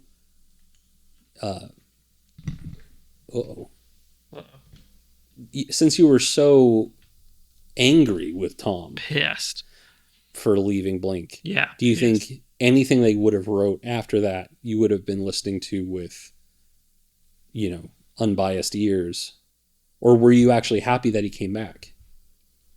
So I cut off Angels and Airwaves because I feel like Tom kind of just did what he wanted when he wanted, and kind of those guys had to, you know, put up with that. Yeah. Kind of like how Dave Grohl did with Foo Fighters for a few years, and I don't think that's very fair. I think that's kind of messed up, right? If like you're in a band, you need to commit to that band like a job or whatever, right? And if you're gonna, you know, do your own thing, like you need to communicate that. So I think that's what my perspective of Tom was. He wanted to do all these different things, and you know, like if you play in Blink, you're the guy from Blink, right? And you're like, well, I want to do more different sounds or whatever. And so Boxcar, I feel like could have been a Blink song. I feel like anybody in the Blink community would have been like, whoa, a little bit heavier, different, love it, right? So like, instead of venturing off and like starting that, like I think that's why Blink broke up, right? Like, because Tom went and did something else that pissed Mark off. Like, you left him out. Like, I'd be pissed too. Yeah. And so if he would have just stuck with that being Blink, but maybe he wasn't allowed to, because I know you know better than me about how music industry works. And, you know, they're, when they put out Take Off Your Pants and Jacket, the first two singles from that weren't supposed to be on that album. So, you know, you're making music for producers and, you know, whoever's telling you, right, management. Right. So maybe that's why he had to venture off to do that. But I think Tom's always had like a desire to do different things. Like him and Mark were ahead of their time with Atticus clothing line, you know, Loser Kids. Sure. Like they've been doing other things. And so. But Blair, I want to know. Tell me how this affected you when you came back. I'm getting to it. All right. So I'll wrap it up. Tom wanted to do different things. Yeah. He wasn't allowed to, so he did different things. So when he came back, I've already been here. I'm still skeptical. He's come back before and he's left again. So I know they made a cute little way to, you know, release pulling off the rabbit hat that he was in the band and, you know, made the edging music video. I'm still very skeptical. Yeah. If the government says, hey, we need somebody to lead, if Trump or Elon Musk say, hey, you're going to be our alien guy. We need a guy. Full time. You can't be in the band. He is, right? Right. And so, yeah, the one more time and the deluxe part of it, it's very different. They're more open. They call each other out, which I think is great. So yeah, like the writing process has changed. You know, Barker's producing things. They're open about him leaving. Yeah. But I think it's different now because they're older. They've had different, you know, life experiences, near-death experiences, you know, big life changes. And so I think you can put some of that little stuff behind you. And I mean, they say it, these aren't my words. They talk about it. It's pretty obvious, but Tom's broke my heart before. He's capable to do it again. So I'm not going to give him that chance. How does this relate to your making music though? Because Blink? Yeah. How does your journey with the ups and downs of Blink, and even, you know, would you consider yourself influenced musically by Blink? Yeah, for sure. Because I think so that's the music that I like study the most. For sure. Like, you know, the different perspective of, okay, like people can leave and come back and that's okay. Or, you know, you can do different things and that's like okay. It happens. Yeah. But even musically, do you think you take from Blink, you know, like inspiration wise, or do you hear, you know, you've listened to Blink so much, but what you do doesn't necessarily pull directly from I think like that band. Even if I don't want it to be there, it's going to be there. Yeah. Like the writing style, the sound, even if I want to make music, like somehow Blink's going to be influenced because I've listened to them so much, right? That Carlton and I talked about when we would start like the writing process for Hycie. It was just him and I. And so we have all these songs that we wrote, and we rewrote an Offspring song. Oh, right. Because it's just in your head, right? Yeah. Like it's there. So yeah, Blink definitely influences it whether I like it or not. But do you agree with the statement that there's a difference between inspiration and stealing? Yeah. What is the difference for you? Intent? Because there are only so many chord progressions in the world. Yeah.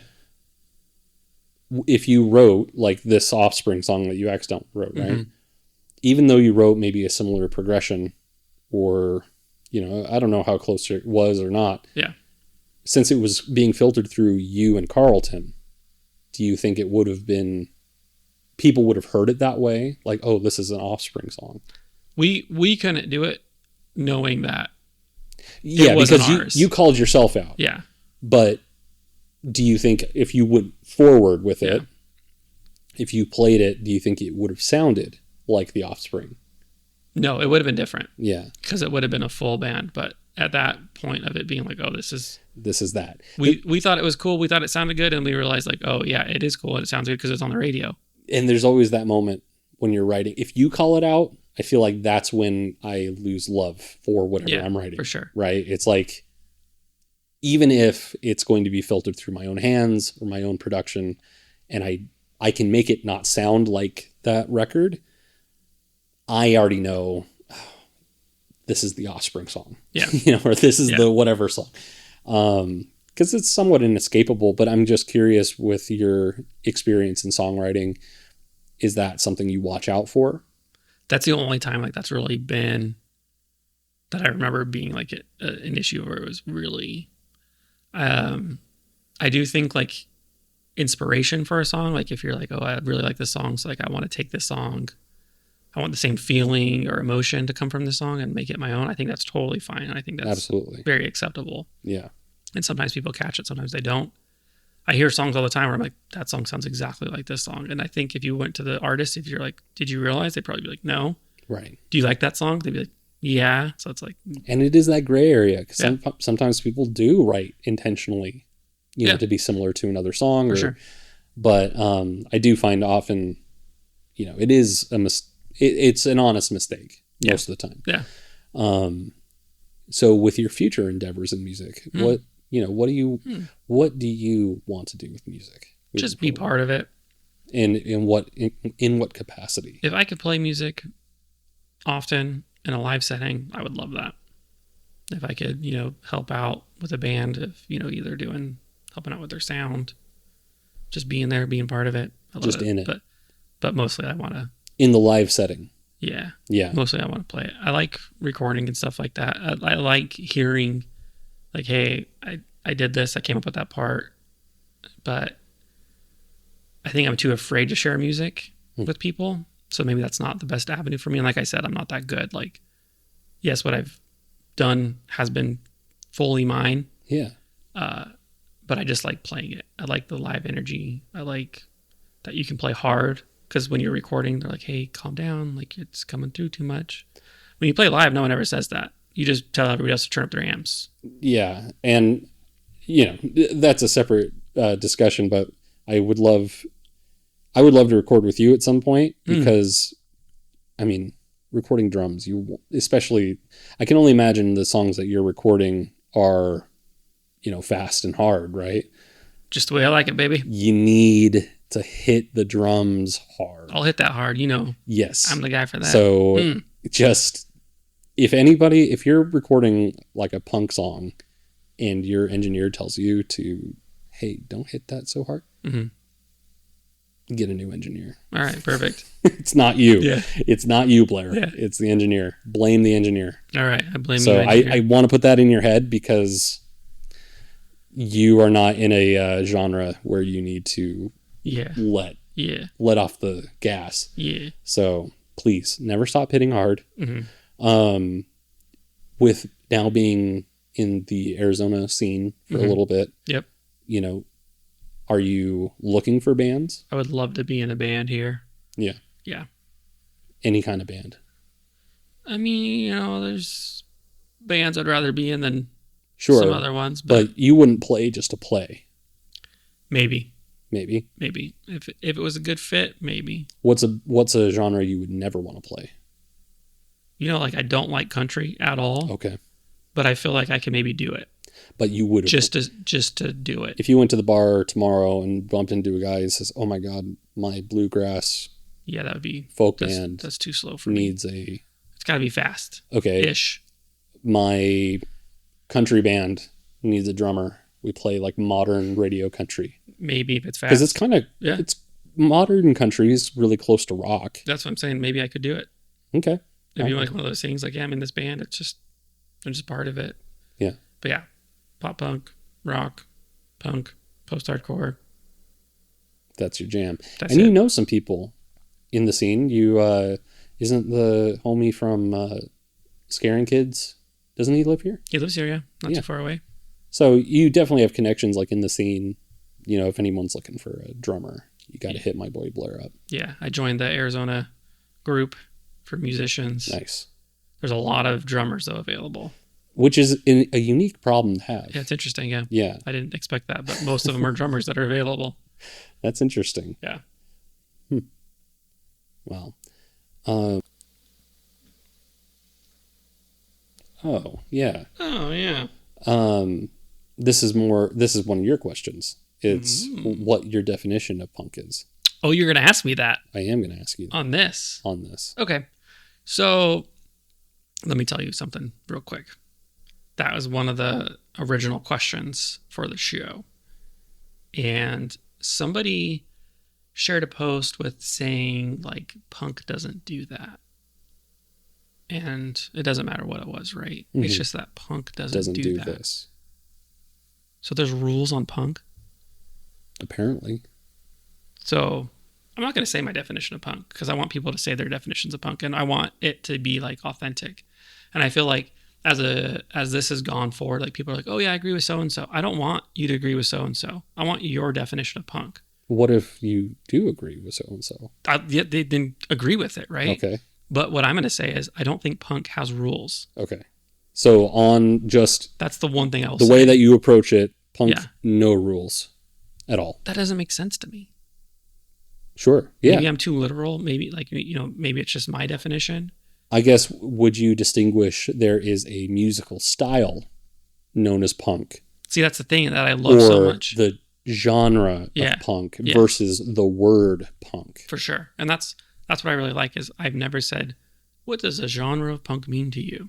I just say, what is punk to you? Mm-hmm. And people take it however they want to go with it. And so, yeah, I like when people say, punk's skateboarding, punk's against authority.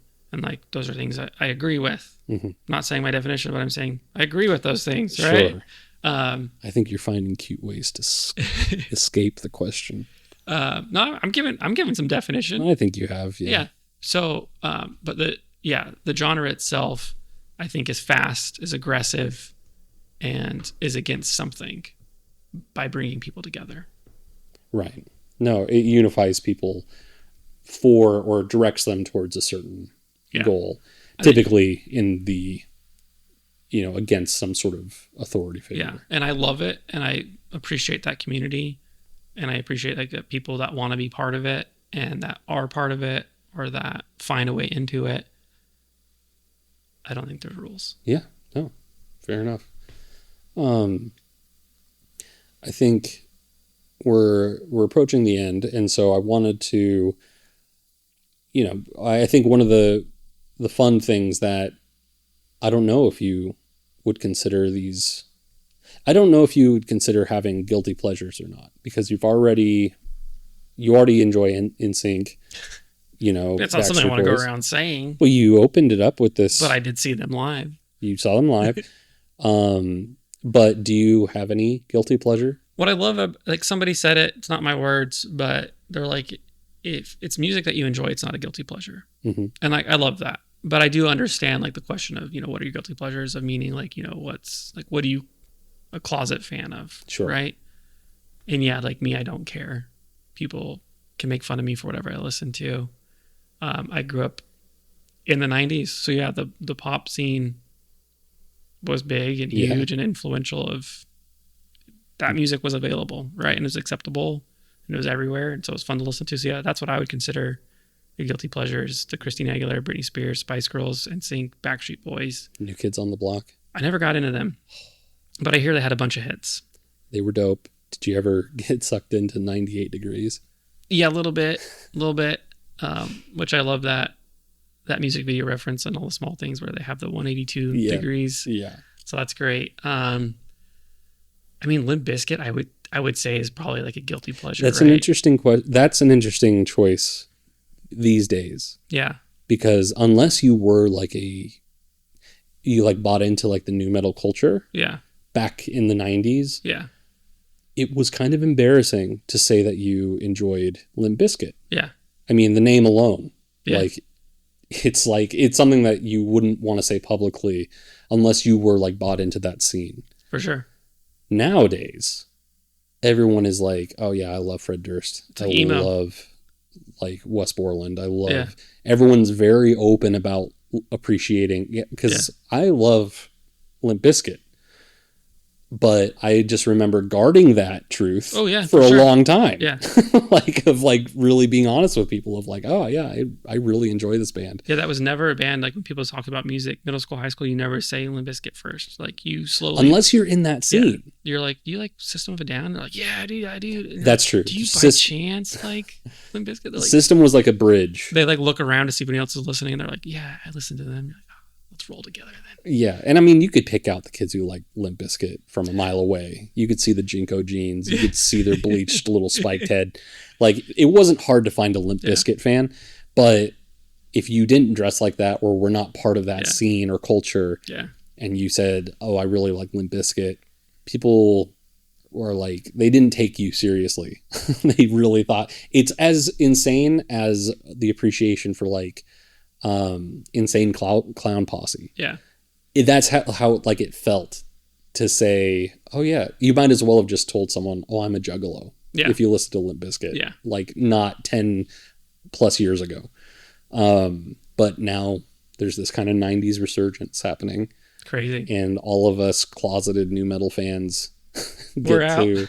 Well, yeah, now we get to say, oh yeah, I love Coal Chamber, or I love Mudvayne. I love, people are kind of for that these days. So I just find that it's an interesting thing to consider that band now as a potential like closeted.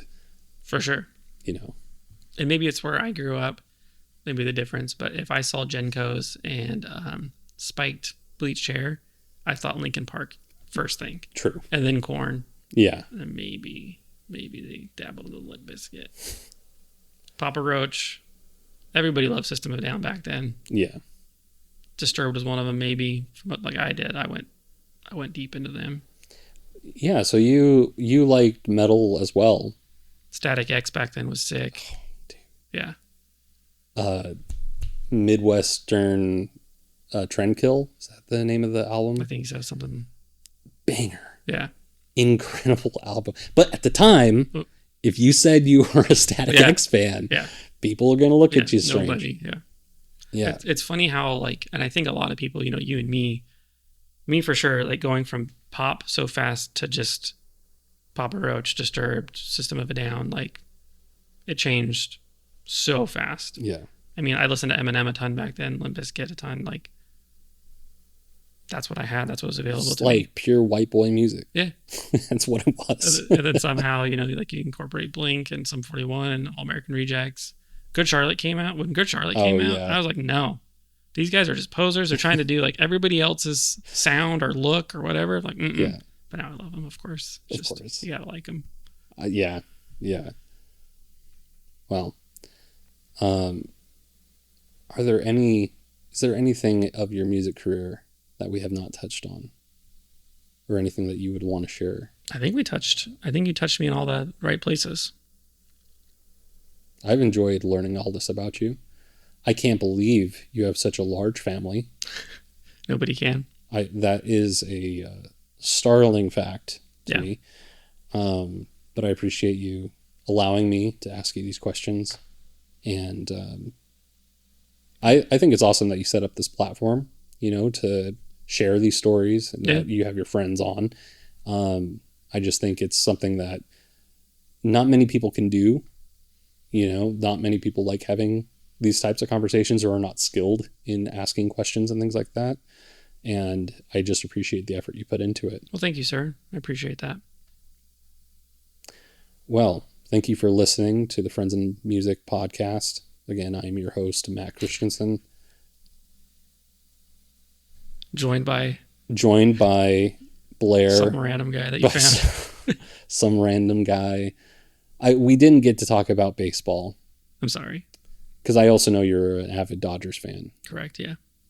Were you happy about the World Series? Ecstatic. I can't believe. Some of the best games I've ever seen in my entire life. I love the fact that I was with Mike at a bar to watch that final game. Yeah. Because my dad's a Dodger fan. Okay. And, I very passively follow baseball, but I do find it's one of the most satisfying things to watch when things are going well, or when it gets exciting. It gets very exciting. Definitely. It gets really intense. And just being at that bar with Mike for that, the first thing we said was like, "Oh, if only Blair were here." Yeah. Because it was like prime, like it was amazing. It was just such a great moment. Yeah. Where were you when you saw that? I was here. I was upstairs. Really? Watching it in my room. Were you able to celebrate it all? Oh, yeah. Definitely. I was ecstatic. That's sick. Yeah. How long have you been? Have you always been Dodger? Yeah, I was born into it. Yep. Mom or your dad before he passed, was he baseball? Yeah. So I think that's kind of why I'm into Dodgers and baseball, is because if he was here, that's something we would do together.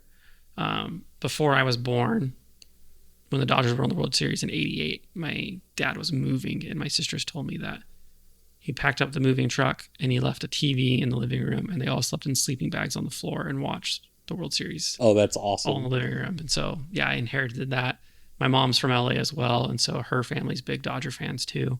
Her, not so much. She doesn't know what an inning is or what a strike. I mean, she umped Little League, so she's got to know something. Oh. But yeah, so both sides family Dodger fans. So no matter where I've moved to, I've stuck with Dodgers. And do you ever go to a game, like drive out? Yeah. Yeah. Yeah. And here too, like. Oh yeah, when they come here, yeah, it's so easy to go to, and there's so much blue in the seats, and it makes every Arizona person mad, but I love it. That's awesome. Yeah. Did you play baseball? No. I'm not cool enough. Not cool enough. Not cool enough. Yeah, I'm sorry. It is kind of a cool sport. I couldn't afford like the sunglasses that go into it and stuff, but there's kind of a look that you need to have. Yeah.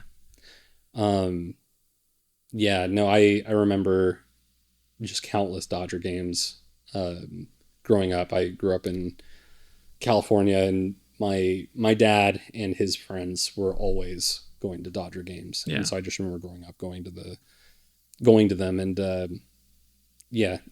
that win brought a lot of memories back. It was just a great moment. Yeah. That's awesome. Yeah. Well, I'm glad you threw that in there. It just struck me. He's wearing a Dodger cap right now. Who would have thought? Who would have thought? Very unlike Blair. Yeah. All right. This is actually the end. Stop listening. Click off Go video home. now. Do the Ferris Bueller. What are you still doing here? That's right. Go home. All right. Bye-bye.